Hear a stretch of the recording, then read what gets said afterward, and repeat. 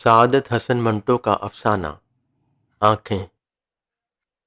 اس کے سارے جسم میں مجھے اس کی آنکھیں بہت پسند تھیں۔ یہ آنکھیں بالکل ایسی ہی تھیں جیسے اندھیری رات میں موٹر کار کی ہیڈ لائٹس، جن کو آدمی سب سے پہلے دیکھتا ہے۔ آپ یہ نہ سمجھیے گا کہ وہ بہت خوبصورت آنکھیں تھیں، ہرگز نہیں۔ میں خوبصورتی اور بدصورتی میں تمیز کر سکتا ہوں، لیکن معاف کیجیے گا، ان آنکھوں کے معاملے میں صرف اتنا ہی کہہ سکتا ہوں کہ وہ بہت خوبصورت نہیں تھیں، لیکن اس کے باوجود ان میں بے پناہ کشش تھی۔ میری اور ان آنکھوں کی ملاقات ایک ہسپتال میں ہوئی۔ میں اس ہسپتال کا نام آپ کو بتانا نہیں چاہتا، اس لیے کہ اس سے میرے اس افسانے کو کوئی فائدہ نہیں پہنچے گا۔ بس آپ یہی سمجھ لیجئے کہ ایک ہسپتال تھا جس میں میرا ایک عزیز آپریشن کرانے کے بعد اپنی زندگی کے آخری سانس لے رہا تھا۔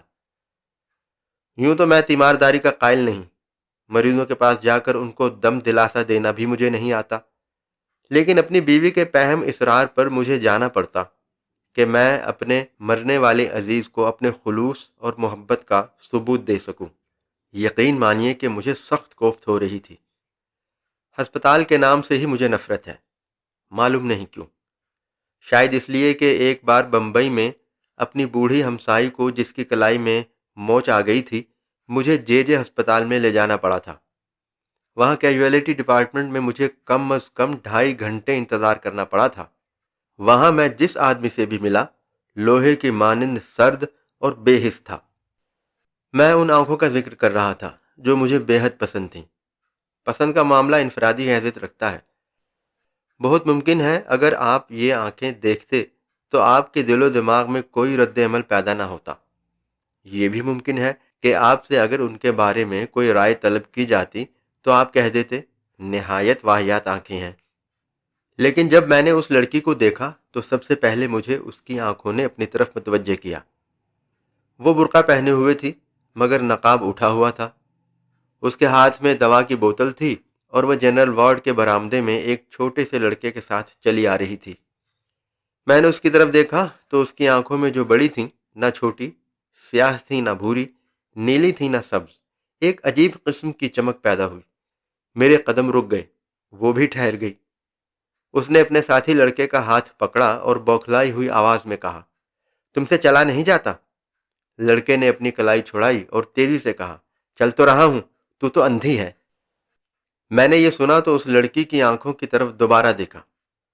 اس کے سارے وجود میں صرف اس کی آنکھیں ہی تھیں جو پسند آئی تھیں۔ میں آگے بڑھا اور اس کے پاس پہنچ گیا۔ اس نے مجھے پلکیں نہ چھپکنے والی آنکھوں سے دیکھا اور پوچھا، ایکس رے کہاں لیا جاتا ہے؟ اتفاق کی بات ہے کہ ان دنوں ایکس رے ڈپارٹمنٹ میں میرا ایک دوست کام کر رہا تھا اور میں اسی سے ملنے کے لیے آیا تھا۔ میں نے اس لڑکی سے کہا، آؤ میں تمہیں وہاں لے چلتا ہوں، میں بھی ادھر ہی جا رہا ہوں۔ لڑکی نے اپنے ساتھی لڑکے کا ہاتھ پکڑا اور میرے ساتھ چل پڑی۔ میں نے ڈاکٹر صادق کا پوچھا تو مجھے معلوم ہوا کہ وہ ایکس رے لینے میں مصروف ہیں۔ دروازہ بند تھا اور باہر مریضوں کی بھیڑ لگی تھی۔ میں نے دروازہ کھٹکھٹایا۔ اندر سے تیز و تند آواز آئی، کون ہے؟ دروازہ مت ٹھوکو۔ لیکن میں نے پھر دستک دی۔ دروازہ کھلا اور ڈاکٹر صادق مجھے گالی دیتے دیتے رہ گئے۔ اوہ، تم ہو؟ ہاں بھائی، میں تم سے ملنے آیا تھا۔ دفتر میں گیا تو معلوم ہوا کہ تم یہاں ہو۔ آ جاؤ اندر۔ میں نے لڑکی کی طرف دیکھا اور اس سے کہا، آؤ، لیکن لڑکے کو باہر ہی رہنے دو۔ ڈاکٹر صادق نے ہولے سے مجھ سے پوچھا، کون ہے یہ؟ میں نے جواب دیا، معلوم نہیں کون ہے، ایکس رے ڈپارٹمنٹ کا پوچھ رہی تھی۔ میں نے کہا، چلو میں لیے چلتا ہوں۔ ڈاکٹر صادق نے دروازہ اور زیادہ کھول دیا۔ میں اور وہ لڑکی اندر داخل ہو گئے۔ 4-5 مریض تھے۔ ڈاکٹر صادق نے جلدی جلدی ان کی سکریننگ کی اور انہیں رخصت کیا۔ اس کے بعد کمرے میں ہم صرف 2 رہ گئے، میں اور وہ لڑکی۔ ڈاکٹر صادق نے مجھ سے پوچھا، انہیں کیا بیماری ہے؟ میں نے اس لڑکی سے پوچھا، کیا بیماری ہے تمہیں؟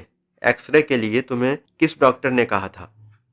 اندھیرے کمرے میں اس لڑکی نے میری طرف دیکھا اور جواب دیا، مجھے معلوم نہیں کیا بیماری ہے، ہمارے محلے میں ایک ڈاکٹر ہے، اس نے کہا تھا کہ ایکس رے لو۔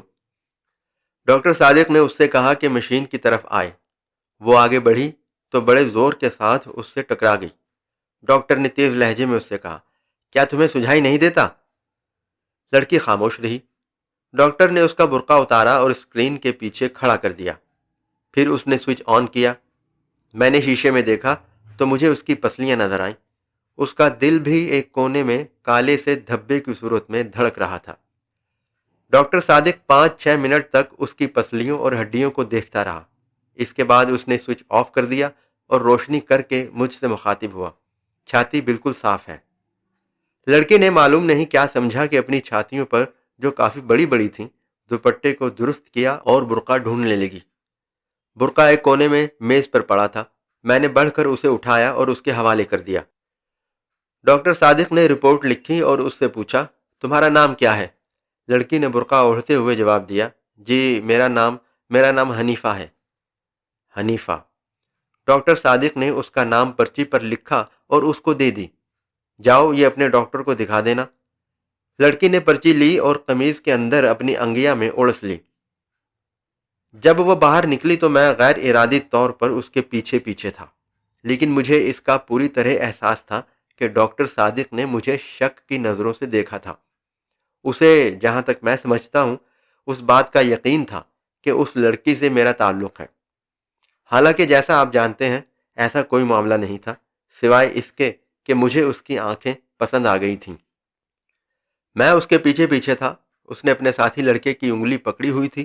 جب وہ تانگوں کے اڈے پر پہنچے تو میں نے حنیفہ سے پوچھا، تمہیں کہاں جانا ہے؟ اس نے ایک گلی کا نام لیا تو میں نے اس سے جھوٹ موٹ کہا، مجھے بھی ادھر ہی جانا ہے، میں تمہیں تمہارے گھر پر چھوڑ دوں گا۔ میں نے جب اس کا ہاتھ پکڑ کر تانگے پر بٹھایا تو مجھے محسوس ہوا کہ میری آنکھیں ایکس ریز کا شیشہ بن گئی ہیں۔ مجھے اس کا گوشت پوست دکھائی نہیں دیتا تھا، صرف ڈھانچہ نظر آتا تھا، لیکن اس کی آنکھیں وہ بالکل ثابت و سالم تھیں، جن میں بے پناہ کشش تھی۔ میرا جی چاہتا تھا کہ اس کے ساتھ بیٹھوں، لیکن یہ سوچ کر کہ کوئی دیکھ لے گا میں نے اس کے ساتھی لڑکے کو اس کے ساتھ بٹھا دیا اور آپ اگلی نشست پر بیٹھ گیا۔ میں سعادت حسن منٹو ہوں۔ منٹو؟ یہ منٹو کیا ہوا؟ کشمیریوں کی ایک ذات ہے۔ ہم بھی کشمیری ہیں۔ اچھا، ہم کنگ وائس ہیں۔ میں نے مڑ کر اس سے کہا، یہ تو بہت اونچی ذات ہے۔ وہ مسکرائی اور اس کی آنکھیں اور زیادہ پرکشش ہو گئیں۔ میں نے اپنی زندگی میں بے شمار خوبصورت آنکھیں دیکھی تھیں، لیکن وہ آنکھیں جو حنیفہ کے چہرے پر تھیں بے حد پرکشش تھیں۔ معلوم نہیں ان میں کیا چیز تھی جو کشش کا باعث تھی۔ میں اس سے بیشتر عرض کر چکا ہوں کہ وہ قطعاً خوبصورت نہیں تھیں، لیکن اس کے باوجود میرے دل میں کھب رہی تھیں۔ میں نے جسارت سے کام لیا اور اس کے بالوں کی ایک لٹ جو اس کے ماتھے پر لٹک کر اس کی ایک آنکھ کو ڈھانپ رہی تھی انگلی سے اٹھایا اور اس کے سر پر چسپاں کر دی۔ اس نے برا نہ مانا۔ میں نے اور جسارت کی اور اس کا ہاتھ اپنے ہاتھ میں لے لیا۔ اس پر بھی اس نے کوئی مزاحمت نہ کی اور اپنے ساتھی لڑکے سے مخاطب ہوئی، تم میرا ہاتھ کیوں دبا رہے ہو؟ میں نے فوراً اس کا ہاتھ چھوڑ دیا اور لڑکے سے پوچھا، تمہارا مکان کہاں ہے؟ لڑکے نے ہاتھ کا اشارہ کیا، اس بازار میں۔ تانگے نے ادھر کا رخ کیا۔ بازار میں بہت بھیڑ تھی، ٹریفک بھی معمول سے زیادہ تھی۔ تانگا رک رک کر چل رہا تھا۔ سڑک میں چونکہ گڑھے تھے اس لیے زور کے جھٹکے لگ رہے تھے۔ بار بار اس کا سر میرے کندھوں سے ٹکراتا تھا اور میرا جی چاہتا تھا کہ اسے اپنے زانوں پر رکھ لوں اور اس کی آنکھیں دیکھتا رہوں۔ تھوڑی دیر کے بعد ان کا گھر آ گیا۔ لڑکے نے تانگے والے سے رکنے کے لیے کہا۔ جب تانگا رکا تو وہ نیچے اترا۔ حنیفہ بیٹھی رہی۔ میں نے اس سے کہا، تمہارا گھر آ گیا ہے۔ حنیفہ نے مڑ کر میری طرف عجیب و غریب آنکھوں سے دیکھا۔ بدرو کہاں ہے؟ میں نے اس سے پوچھا۔ کون بدرو؟ وہ لڑکا جو میرے ساتھ تھا۔ میں نے لڑکے کی طرف دیکھا جو تانگے کے پاس ہی تھا۔ یہ کھڑا تو ہے؟ اچھا۔ یہ کہہ کر اس نے بدرو سے کہا، بدرو مجھے اتار تو دو۔ بدرو نے اس کا ہاتھ پکڑا اور بڑی مشکل سے نیچے اتارا۔ میں سخت متحیر تھا۔ پچھلی نشست پر جاتے ہوئے میں نے اس لڑکے سے پوچھا، کیا بات ہے، یہ خود نہیں اتر سکتی؟ بدرو نے جواب دیا، جی نہیں، ان کی آنکھیں خراب ہیں، دکھائی نہیں دیتا۔ سعادت حسن منٹو۔